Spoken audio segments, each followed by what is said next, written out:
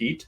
I'm opening a poll. If you go to that poll tab in the top right, just curious, like obviously hallucinations are pervasive and something that everyone's thinking about from an LLM perspective. Let us know your answer there about how are hallucinations impacting your team and maybe how you're thinking about them. Pete, obviously, will give you some pretty good tips today about removing them specifically for a data sensitive industry. So those are some of the basic rules of engagement. Pete, I'll turn it over to you to kick us off and get started with another Make It Bots. Sounds good. Okay, so as Sam said, we're going to be looking at trying to remove hallucinations from LLM applications. So as you've already heard, I'm Pete. I'm the Senior Conversation Design Advocate at Voiceflow, and joining me is Sam, who's the Head of Marketing. So the first thing that I want to ask is, have you ever seen a hallucination in the wild? And before you answer, I don't mean this kind of hallucination. I am talking about a hallucination which is more like this, where you can see, someone has asked the question, what is the world record for crossing the English Channel entirely on foot? And then we can see that the response says the world record for crossing the English Channel entirely on foot is held by this person. And then we have another part here, which is many people have attempted to cross the channel on foot, but it's very challenging and dangerous task due to strong currents and chilly water temperature. So yeah, unless these people are all disciples of Jesus and are able to walk on water, I'm sorry, I'm really bad with that sort of stuff, so I'm probably saying the wrong person. But anyway, so why do LLMs hallucinate? So basically, this is kind of a little diagram which shows you in a rough sort of way how an LLM works. So the user's instruction comes in, it then goes to the LLM, and then based on the instruction, it's just going to predict the next token or next word in a series of words until it creates an output. So really the big reason that the LLMs are hallucinating is they're just predicting the most likely word within a series of words. They don't actually have any inherent understanding of the world, like you or I do. So why is it important to remove hallucinations? Well, I think a big thing is trustworthiness. You really want, if you want your customers to believe the information that your bot is saying, you really want to be providing accurate and reliable information. Then you have misinformation. So hallucinations can lead to the dissemination of incorrect information, and that could potentially cause harm to your brand. So say your bot hallucinates a discount code for something, that discount code gets disseminated across the internet. All of a sudden, all these people are coming to you saying, hey, why isn't this discount code working, when you never actually offered one? Credibility. Obviously, if your bot hallucinates frequently, you are reducing the credibility of your customer service operation. You want, user experience. Just having frequent hallucinations would frustrate customers. And also a big one, which is why we've kind of focused on Wells Fargo in this instance, is that regulatory compliance. So some industries just have a legal requirements for accurate and truthful information in your customer interaction. So it's just really important that you get it right. Okay, so one of the things that we're going to be using in this little demo is how we're going to use retrieval augmented generation. And I kind of want to go through how retrieval augmented generation works. So essentially you start with a user question. You will go into your smart retriever and it will look up the information based on the user's question within the knowledge base. It will retrieve specific documents, and then it will take the question and the documents and give that to the LLM to create the response. And that response will be like an explicit source-informed answer.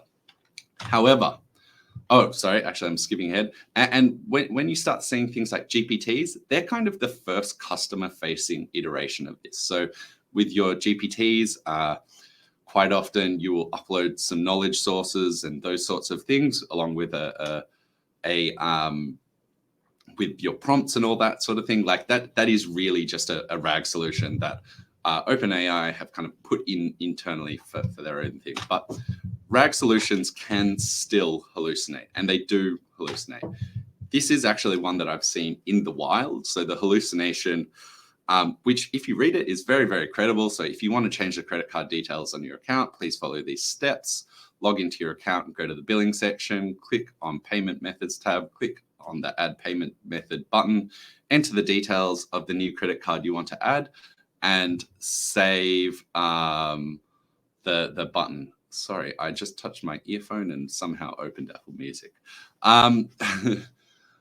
And then, so if we want to see the correct answer, it is actually to change your credit card details in this brand. Please follow these steps, log into brand and go to the admin account area. Under the account section, click billing info. On the save card section, click update card or add a new card, enter the credit card details you wish to enter in their respective fields, then click submit. So you can see these are quite different responses, and really you just want to get it right with this sort of thing. Like giving the customer wrong steps to complete an action that they're asking you to complete is just really annoying for them. Okay, so how we're going to tackle removing hallucinations. So what we're doing in our little demo today is we're doing the exact same RAG solution, but after the LLM generates the response, we're adding in a step where the LLM verifies the response. And if it finds that the response is incorrect, we're going to rewrite that response with a more powerful LLM, and then we're going to send it back to that verification step to check whether it is verified or not. And then if it does get verified, we're going to send that response to the customer. Okay, so now it's into building. I don't know if anyone had any questions before we jump into the build. Otherwise, I will quickly unshare my screen and share the correct screen. Yeah, Pete, while you flip over, just a reminder, if you do have questions, drop them in the chat or the Q&A, and we'll pull those for the end, and Pete can rapid fire through those. Also wanted to call out on the poll, just a gut check, asked if hallucinations are stopping you from using Gen AI with customers. About 50% said yes, just plain and simple yes, like we're not venturing down that. 10% said yes, but they're using Gen AI internally. We're seeing that a lot, Pete. I think you can back that up, of the internal use cases first, where hallucinations aren't going to throw off a customer or lose business. And some, I'd say 50% are actually, or 40%, no, we actually use Gen AI with customers today. So I think that use case is so important for Wells Fargo banking. Like that's going to be very, very sensitive data. Maybe for use cases is a little bit different. You might have some flexibility. But Pete, does that track with kind of what you're seeing with teams today? Yeah, definitely. I'm seeing a lot more businesses go into this, doing something like maybe they're doing a bot to aid their call center representatives, and they're basically making it a way of augmenting the search sort of thing. So maybe someone calls up, and usually they would have to type the query into a knowledge repository. Although those knowledge repositories are usually pretty bad at finding things, so maybe we could call them a knowledge suppository. But yeah, they're basically using it to kind of augment that process where they are trying to find information and then deliver that to the customer. And a good thing about using a knowledge base and especially Voiceflow's one is you can build that so it does provide explicit sources when you get that information, which is very, very helpful. Pete, one thing, before we get started, right off the heels of, we just launched GPT-4 Turbo as a model. So now we got a bunch of models on Canvas. This question is pertinent and maybe a good level set before you jump in. When you mentioned a stronger LLM to verify, are you using the same LLM? I know you'll explain it, but maybe a good primer for Patrick, and maybe Patrick speaks for a lot. Yeah, for sure. So basically a lot of the content generation that we will do most of the content generation, all of the content generation actually that we do in the initial stages in this flow is done with GPT 3.5, because GPT 3.5 is really, really good at creating content. It can, however, embellish the truth a little bit. So when we get to that truth embellishment stage where we're wanting to check whether that exists, we're using GPT-4. However, because we're using it only to verify whether a message is correct, this is a good way to limit the amount of tokens that you use. So it's not like we're verifying the entire response. However, it is worth saying that if it found that a verification was incorrect, if it found that the message was incorrect, we would then use GPT-4 to then try rewrite the entire thing, because at that point we know that 3.5 has done the wrong thing. Sweet. Thanks for the primer. I'll turn it over to you to walk through. Maybe you want to talk people a little bit through the components library way you're going to be building, just so no one's confused or what they're looking at here. But then, let's get started. Yeah, for sure. So basically, I'm going to take you through building this flow step by step. Sorry, I just had a child run in. No problem. Hi, Theo. Elsa, you asked a good question on Canvas. Is this Canvas a new project? So this is on Pete's end. He built this in like a componentized way. At the end, we're going to share this whole project, all the prompts and everything you'll need to recreate it or do it on your own. So this is not technically a blank project. It is Pete's something that he's already created, and now we'll show how he did it. Yeah. Sorry about that. For anyone who has meetings with me, that is a general occurrence of Theo running in here and interrupting the meeting. This time he was actually naked, so that would have been quite funny. And he's also 2, so that kind of makes it, it's not some weird 13-year-old kid running in. First things first. So basically, as Sam said, I've actually built this project before, and when I was having a look at the last Making Bots, I felt like I didn't actually delve into the reason that I was doing everything. So what I've actually done is I've created a lot of these components already, so I can just drag and drop them onto the canvas, and I can explain why I have done certain things rather than just trying to build it out and explain it at the same time.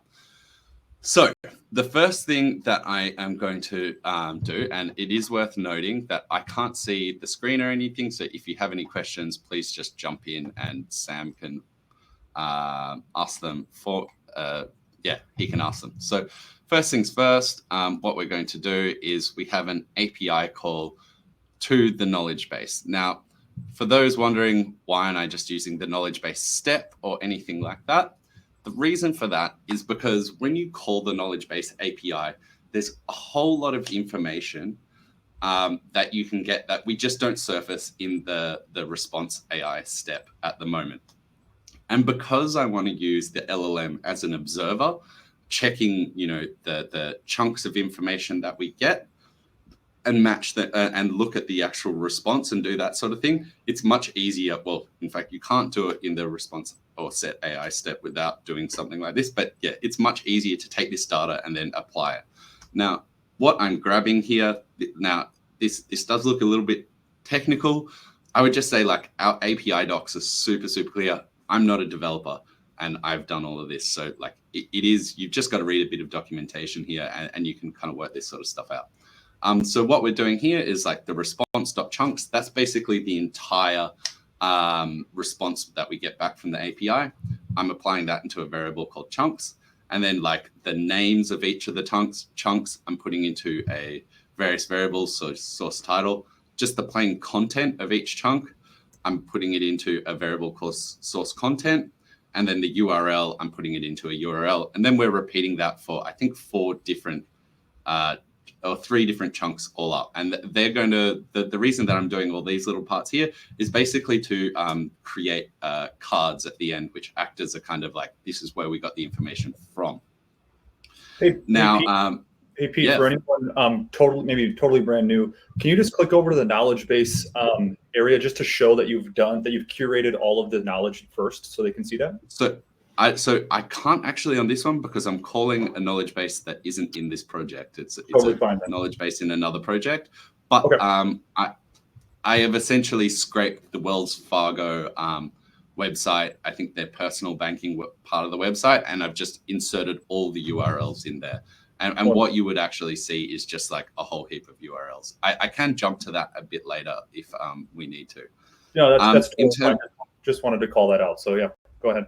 All good, all good. And what we have here is the question, we are just using the last utterance. So whatever gets sent, whatever the user says last is what we're sending to the vector database.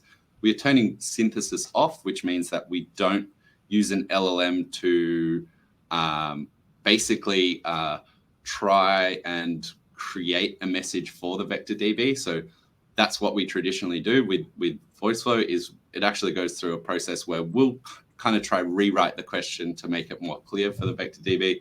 And then I'm just returning a lot of information. So 4 chunks. You can go up to 8. Obviously, depending on what you want to do, that will burn more tokens. Okay, so we have the API call. The next thing that we want to do is we want to stringify the chunks. And I can explain why you want to do this. So I'll just quickly go here and we'll quickly grab the chunks variable here. So because what we pull from that API is essentially a JSON object, if I don't turn that JSON object into a string, it's not readable. So if I just go, I want to apply for a card. Oh, whoops, actually, this will show it to you readable like that. So that's what happens when you get it stringified. If we just jump over to here and we do it like this, I want to apply for a card. We will get this like object. Obviously, that is not readable for an LLM. So we're basically using this step here to just take that information and turn it into a string so it becomes readable. Now, also in this step, what we are doing is we are using the chunk score, which I showed you here. We have this chunk score that we're pulling, and this is basically a confidence score of the vector database to go like, how certain am I that this is similar to what the customer has said? And we're saying if the chunk score is greater than or equal to 0.75, so 75% certain that it's found correct information, go this way. Else, just do a fallback. So basically by doing this, we are making sure that we never create a call to OpenAI or Claude, whichever one you want to use, really. I prefer the OpenAI models. We're never doing a call with information that is just not great, which saves you tokens and those sorts of things. Okay, so what we'll quickly do is we'll just make that red. And basically these blocks here, I'm going to use the jump to block function here. So we could just always jump back to here. Okay, cool. So we've got that now. Now, the next thing that we are going to do is do a set AI step. And this is where we're going to create the actual question itself. So I will do that. And we're going to go create message. I'm a stickler for coloring things in a consistent way and naming your blocks. I think it's super important, especially as your designs get bigger. One of the reasons for this is, like, as you can see here, I'm jumping to blocks. So if you don't name your blocks properly, that can get quite confusing. And similarly, like, I think color is a good way to be able to like look at a design and have a good idea of everything that's happening without actually kind of reading the design. Okay, so next up, I'm going to jump into the first prompt. Now, I have created these prompts before, and you will see why I'm not writing them down line for line in a second, because they're really, really, really big. But because I have these already here, I can kind of explain how they all work. Okay, so the first one in this one is we are saying we want you to utilize the information in chunks, so that what I showed you before, and provide a concise answer to the user's question in last utterance. And then I want you to adhere to the following guidelines to ensure accuracy and compliance. Now, in a way, this is kind of like chain of thought reasoning.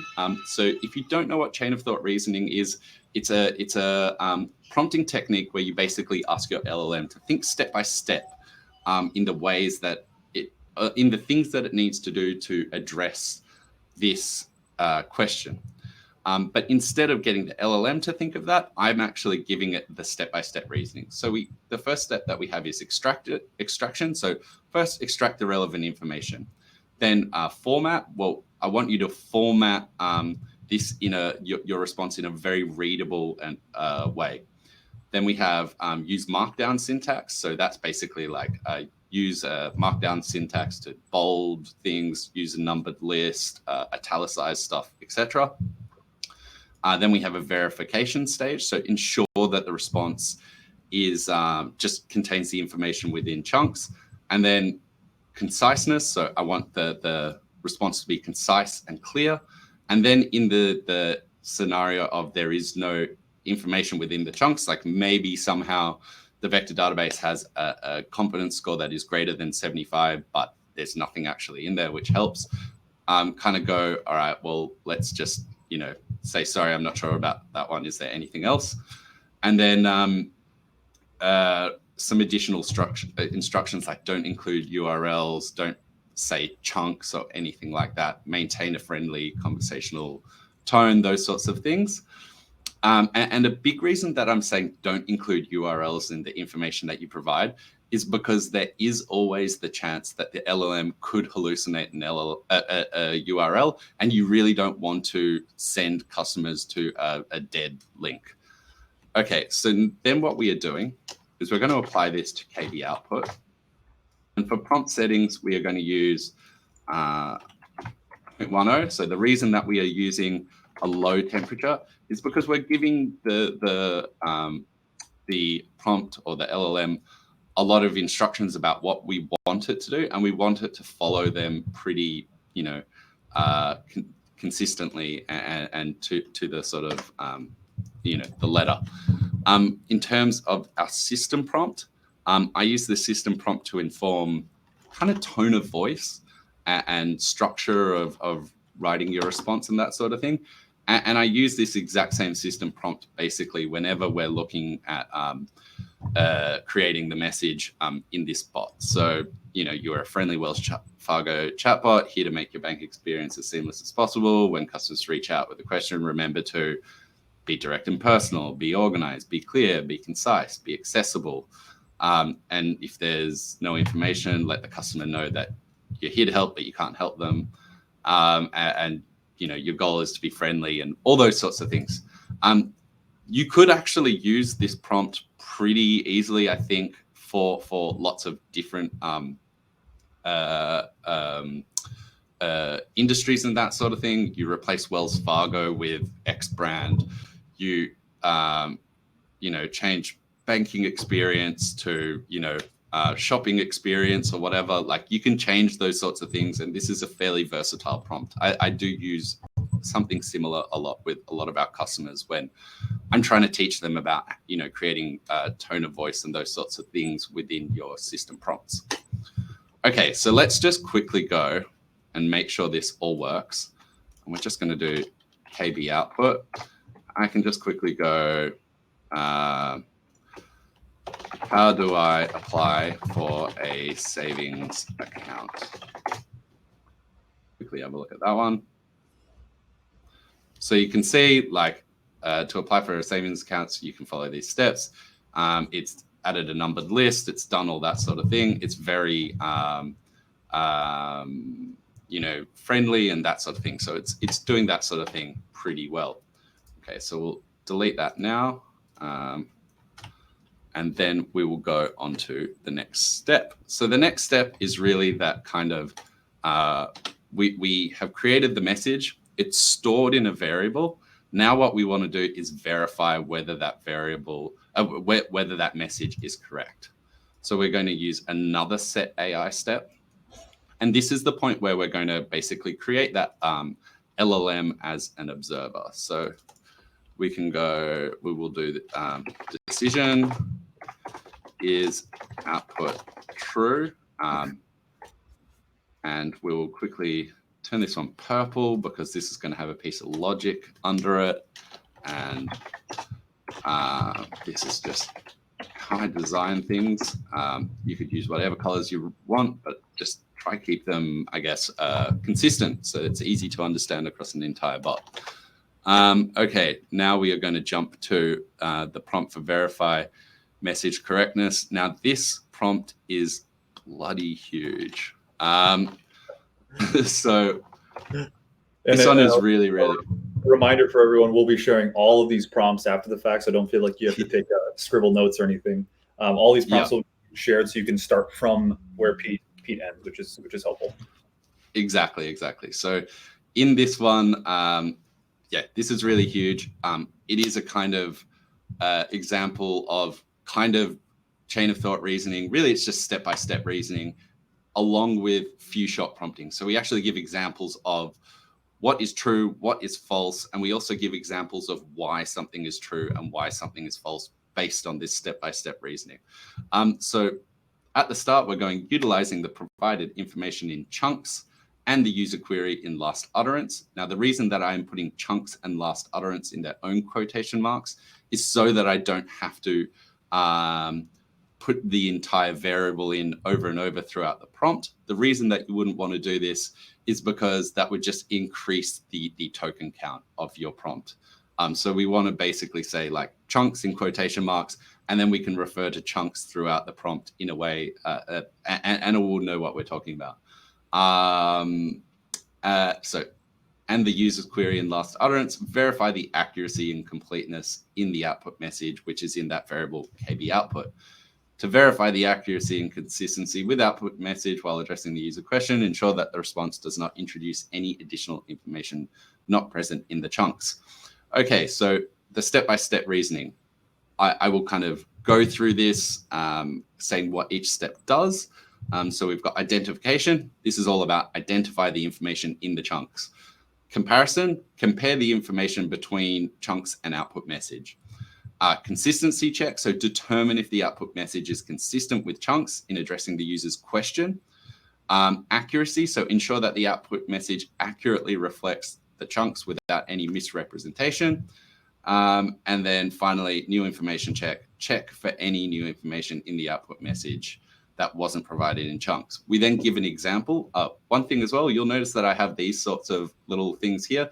This is just kind of formatting to let the LLM know that this is a new section so that it's not all bleeding into the one.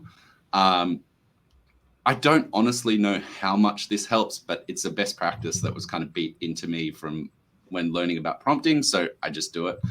So we have an example of a true case. So chunks, you can change your credit card via the account page. Response, you can change your credit card via the account page by logging into your account. Then false, you can change your credit card via the account page. You can change your credit card by following these steps.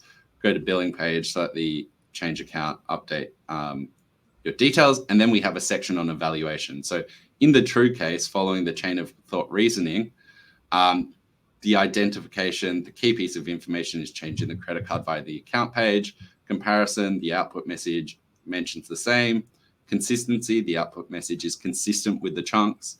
Accuracy, the output message accurately reflects the chunks. New information check, no new information is introduced. Output 1. Okay, and then we're doing the same thing for the false case. So we're saying why the false case is wrong, and then we've got the 0. And then we have at the very end of this prompt, like only output 1 or 0. And you'll see why I am doing 1 or 0 very shortly. So we've got the output correctness variable. So we're going to go to that. And then we will add the prompt settings. And I'm using GPT-4 Turbo. It's basically GPT-4, but it is half the price. And we're only doing 10 tokens here. We don't need many tokens because the idea is only to output 1 or 0. Then Pete, we have our... Taking 1 second there. So really everything in this prompt, it's meaty. There's a lot going on. This is really that remove hallucinations function that you're working into it, right? So like once a team went through and tweaked this component, let's say like this is how we're applying removing hallucinations, they could technically apply this to every live agent at a certain point, correct? Exactly. So wherever you're doing, any sort of retrieval augmented generation, and you want to check that the output is correct, you could basically have this prompt. You may have to do slightly different test cases here, but apart from that, yes, exactly. Like this is the kind of the thing that is doing everything that we want. So next we're going to do is we're going to add some logic here so that we can direct a customer to the next point.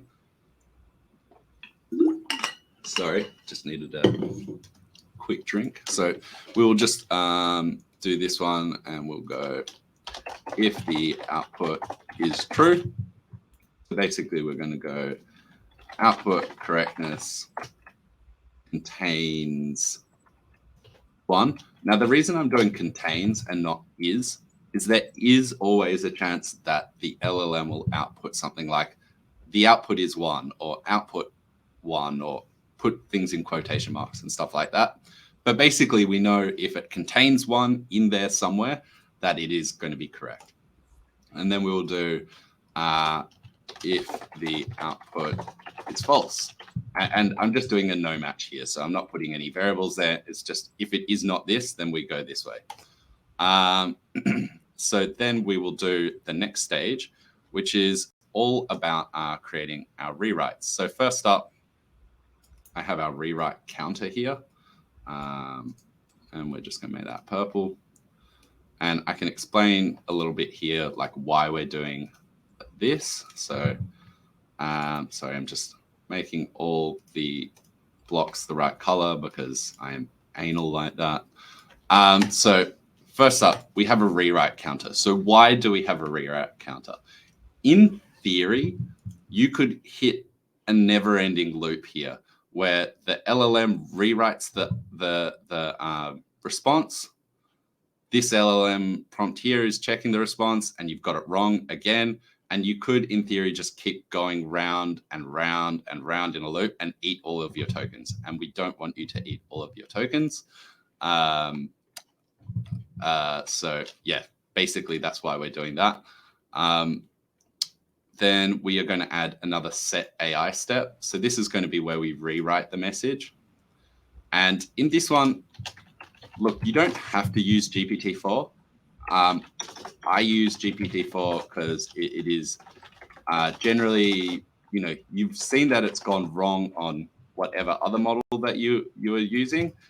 It's probably best to go, okay, like let's try use a model with superior reasoning at this point. Pete, but you Pete, could question, quick sidebar here. Had a few really thoughtful questions on this where everyone's excited about what you're building, but wants to be a little bit thoughtful. Okay, how much cost is this going to add? And what have you seen in like how are we making this more efficient? Because obviously not everyone can go and exponentially spend tokens, right? Especially for like a customer facing. So just give a little thought on that before you take us to the finish line.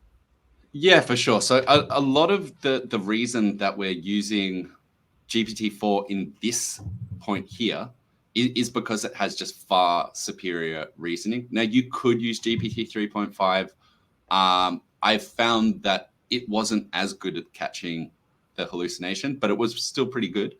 And I guess using it here as like a kind of observer actually reduces the amount of tokens that you're going to use if you look at it as compared to creating the message. So when you're creating the message, you could really use up to 300 tokens or something like that. So that's burning a lot of GPT-4, like 300 tokens at GPT-4 Turbo could be 3,600 tokens, 3,600 Voiceflow tokens. So obviously, like, it's really important that you don't want to use all of those. Whereas doing it here, you're going to have the input tokens. This is quite a meaty prompt, so that will be somewhat large.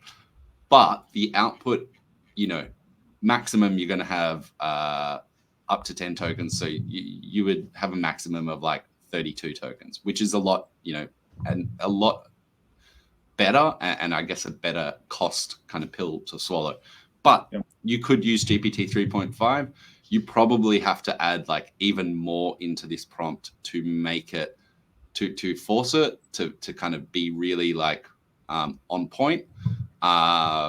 So yeah, I basically my testing kind of showed that GPT-4 was just like I've run this with various questions. I think over different customers, I think I've done it probably over 100 times. I've seen GPT-4 hallucinate once, so that's pretty good.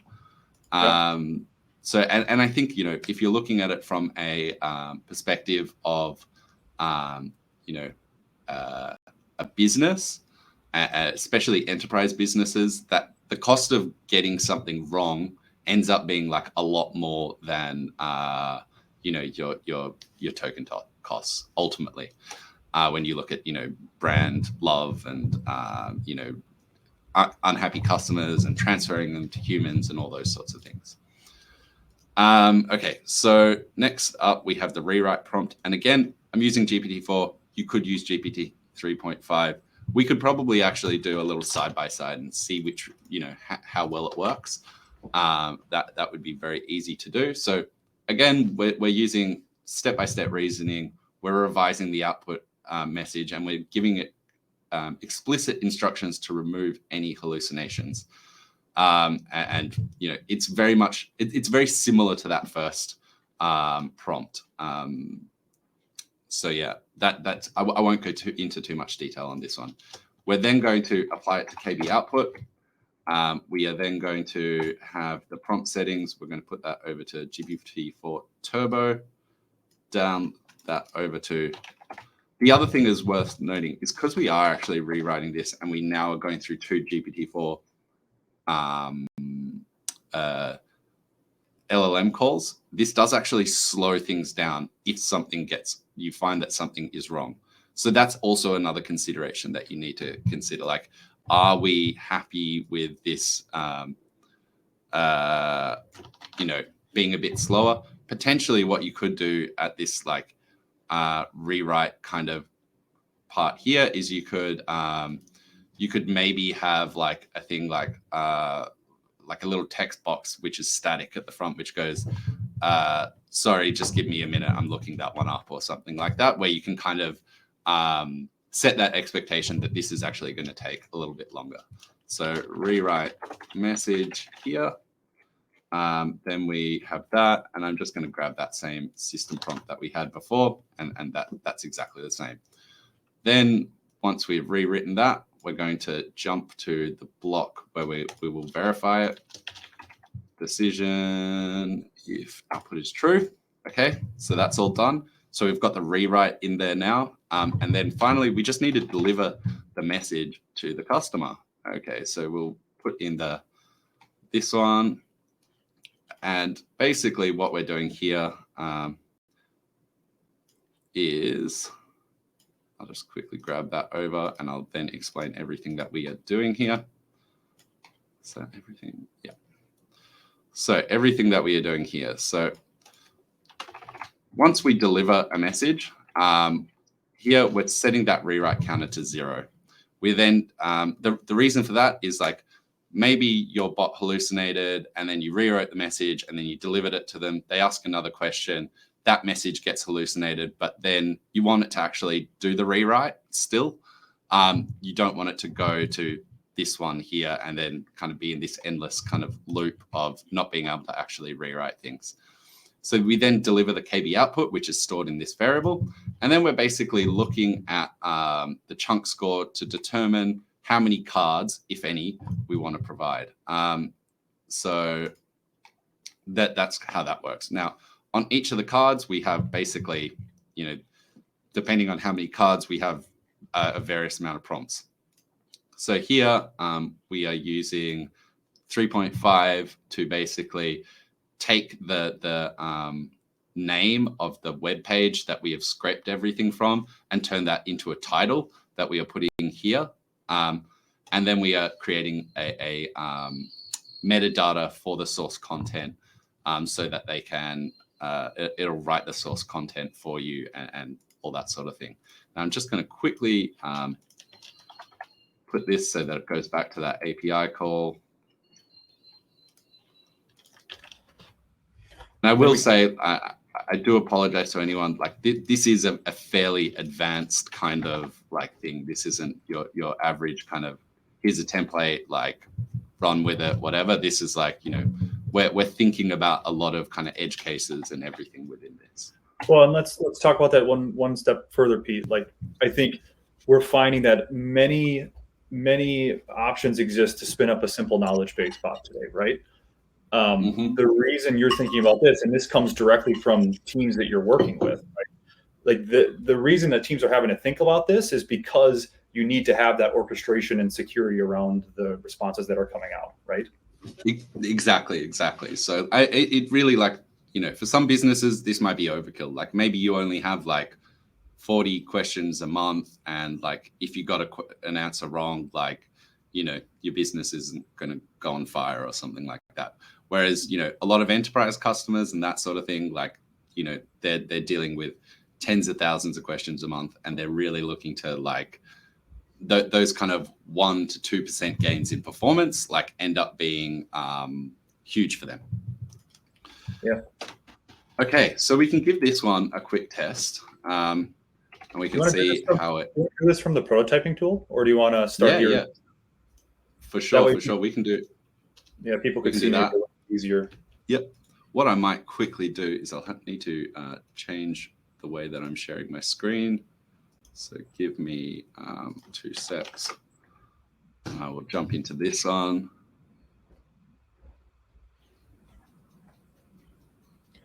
So give me 2 minutes. Yeah, no problem. While you do that, Paul asked a good question. He's like, have you found this approach has also helped with prompt injection attacks where people will try to mess with your bot? Now that you're verifying, does that help? Look, I haven't seen anyone try and do a prompt injection attack on something like this, so I couldn't say. Fair. I would imagine though that like the way that this is structured should actually help a bit, because it would look at the response, and if the response that was generated had stuff that wasn't in chunks, then in theory it would just be like it should eventually just go to it should try and rewrite it, or it would go, sorry, I'm not sure about that one. That is my gut, but I couldn't necessarily 100% say. So we have this one, we've got the bot here, and we will just quickly go I want to apply for a savings account. How do I do that? So this is we're just testing it out. And what I'll do next is we'll actually add in a hallucination to make sure that it does things. So we can see here, to apply for a savings account, you can follow these steps. We've got all the steps to do it. And then we have where the information has come from, which is super helpful. Okay, so if we jump back into Voiceflow, now what I am going to do is I'm going to actually add in a hallucination. So I'm going to force it in this thing. Okay, so what we'll, whoops, don't want to do that one. What we'll do here is I'm adding in a hallucination. So at the end of the KB output, I have our phone number is 1-800-1-800-1-800. And what you'll see first is you'll see a message which says debug. And that is the first message that is created for like that the LLM will verify. So let's quickly, I'll just do this one just to make sure that the link refreshes. And sorry, I have camera right in front of where I put the URL. And we'll give this one a shot. So this time I'm going to do something a bit more fun. I'm going to ask a super convoluted question. One, to show you how good knowledge bases can be, but also to kind of like show like there's a lot of stuff that the LLM needs to take into account here. And then we're going to add in the numbers. So my daughter recently turned 13. She got $50 from her grandma. And she also got a toy pony. Her grandma wants her to learn the value of savings with that $50. Do you have anything to help? Okay, so like obviously I'm asking like, do you have any children accounts that would be suitable for a kid? But I'm asking that in a very convoluted way. Now, as I mentioned before, this will take a little bit more time because we're going through 2 GPT-4 prompts. Now, what we can also do after we try this and we do it once through, we can try it with GPT 3.5. Like I haven't done that in a while, and maybe it'll work perfectly.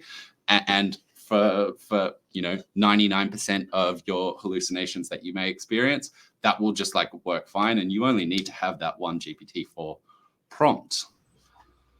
Yeah, but then this is a great example here of like being able to contextually answer some questions as maybe a human agent might have before versus just a true deterministic button experience, right? Exactly. So first up, the first message was, congratulations on your daughter's birthday. I love this. I love how LLMs can respond contextually to whatever the user has said. We have a savings account called Way to Save Savings that can help her learn the value of saving money. Here are the steps to open an account for your daughter. Visit the Wells Fargo branch, open the Way to Saves account jointly with your daughter as a co-owner, deposit the $50 from her grandma into the account. Also brilliant. It's taken that. Set up automatic transfers and so on and so forth. With the Way to Save account, your daughter can avoid the $5 service fee, blah, blah, blah, blah, blah. And as you can see at the end, our phone number is 1-800-1-800-1-800. Okay, we can now see this one. It has made this response a little bit more verbose, asking like, if you have any more questions or need assistance, we're here to help. But you can see that our phone number is 1-800-1-800-1-800 no longer exists. So it has successfully taken that, hallucination that was forced onto this and removed it and rewritten the message to not have that, which I think is pretty cool. It's impactful, and it's business impactful, Pete, right? Because I think you have a bunch of customers calling that 1800 number. Obviously, they wouldn't, or just getting super upset. Those are endless human agent tickets. Those are real support tickets that need to be solved, right? And that your resolution rate goes through the floor because you're obviously providing the wrong information. Just one piece that tanks the entire experience, no matter how much design thought was put into it. So it's business impactful. And let's give this one a shot. We'll see how it performs. We'll do 3.5. We will, again, I'll just do that so I make sure that it uses the most up-to-date thing. And we should see that this actually ends up going a fair bit faster this time.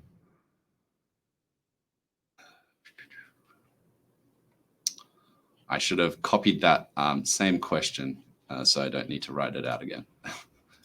Okay, what was it? My daughter just turned 13. I'm not going to worry about misspellings. Her grandma got her a pony and $50.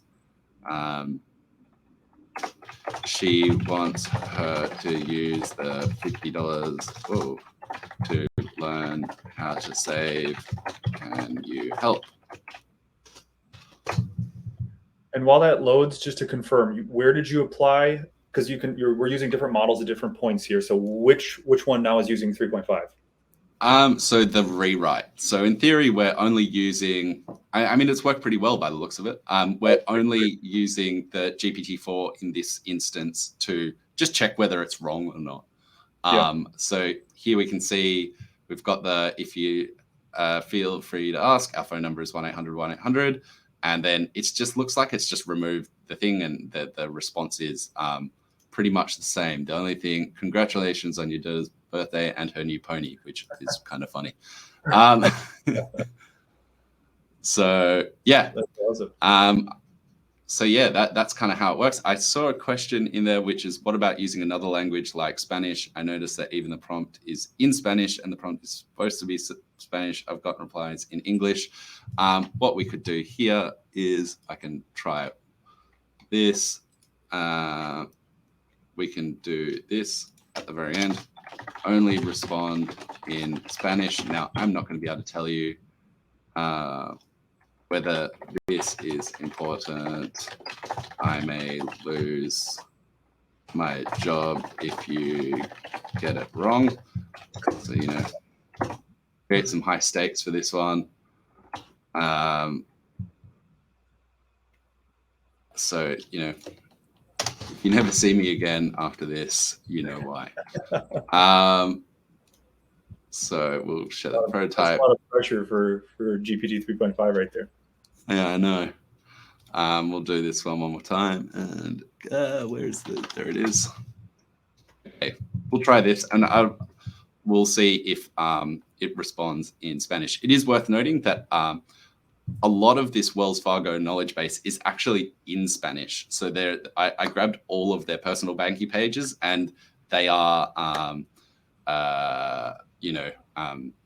like that. So, and then I see a question about bilingual. In theory, you could do a similar prompt, which is always respond in the language of that the user has asked their question in, or something like that. But let's go. How do I apply for a savings account? So we do that. This is actually going to have a hallucination in there. I realized I didn't get rid of it. So on the rewrite, it didn't work. I'm not quite sure what that says. So I can't really tell whether this has said the right thing. But yeah, I think you would. Let's actually try it another way. I'm just interested. So if we go now, if someone could give me a prompt which says, it says I don't speak Spanish. There you go. Respond in the language that is featured in last utterance. Is that what we're using? Okay, so let's try this one. If someone could give me Spanish for how do I apply for an account, how do I apply for an account, then we can add that in. Whoa. Okay, I somehow created an entity there. Thank you. All right, let's try this one more time. And then share prototype. And we'll go back up here. And I'll just grab. Appreciate everyone here. Appreciate everyone jamming with Pete and kind of building together here. It's awesome.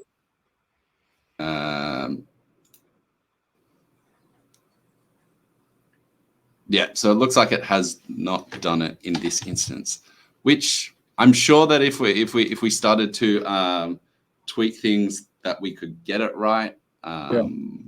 Well, and that is part of the work, right, Pete? Like you did have to prep for this, and that's part of the prompt tweaking that any team is doing to get the responses they need reliably. We're at 5 minutes till the end here. So anything else, Pete, that we should look at from like a testing perspective, or can we rapid fire a few questions and housekeeping?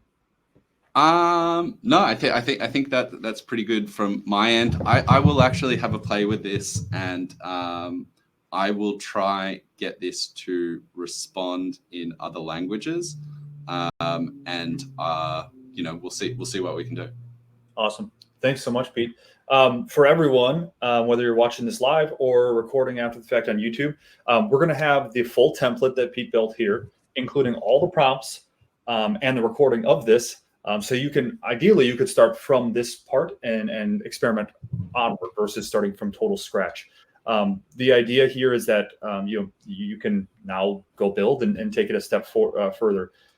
We'll send all that out first thing tomorrow morning in an email. If you signed up for the event, you'll get the email. If you're watching on YouTube, just check the comments. This has been awesome to see a full build. Pete, anything last that you want to comment on regarding? Yeah, I think there's a huge point here for anyone who's wondering, like the value here is like, this is the level of work that teams are going to need to do if they're going to use Gen AI in production, but also, have a really successful contextual agent, great, but also really trust the results. I think that's that's what we're seeing with customers today. Anything else you want to share on that point before we wrap? No, I mean, yeah, I just echo everything that you basically said there. Like, this is kind of the reason that I created this was response to customers basically being like, this shouldn't hallucinate, like it's, blah, blah, blah. And me kind of going like, look, like this is really an open AI or an Anthropic thing. Like, you can kind of try tweak this more with prompting and that sort of thing. And basically, I think if you have spare time and you can follow, various kind of people on LinkedIn who share papers and that sort of stuff and share the findings from those papers, then you can start going like, oh, like that paper is actually kind of addressing the thing that I'm trying to solve. Like, maybe I could think about a way that I could kind of orchestrate that in Voiceflow or whatever you want to use, and like how I could chain all these prompts together to actually do that thing that they're talking about. And that's literally how I came up with this. It was seeing a article by, I think, Databricks or something like that, which was talking about using an LLM to fact check, basically. Awesome. Well, thank you for doing all that work with the papers and the research to get this on canvas and see the final product like a Wells Fargo or any company could use. Appreciate everyone who was here or is watching after the fact. This was a blast to kind of real-time workshop it at the end too. We'll be back next month with a really exciting Making Bots. We're going to be diving into Tico, which is our Voiceflow for Voiceflow. We built an agent on Voiceflow for users of Voiceflow, and Tasim and the support and experience team are going to dive all into how that's built and some of the deflection, resolution, and containment rate findings that we've already seen, which is pretty exciting. So we'll see you next month. I'll send out a link for that and all the resources for this tomorrow. If you have any questions, find Pete or myself on LinkedIn, and we'll keep going with Making Bots. Awesome. Thanks all. Enjoy your Thursday. Everyone. See ya. Bye.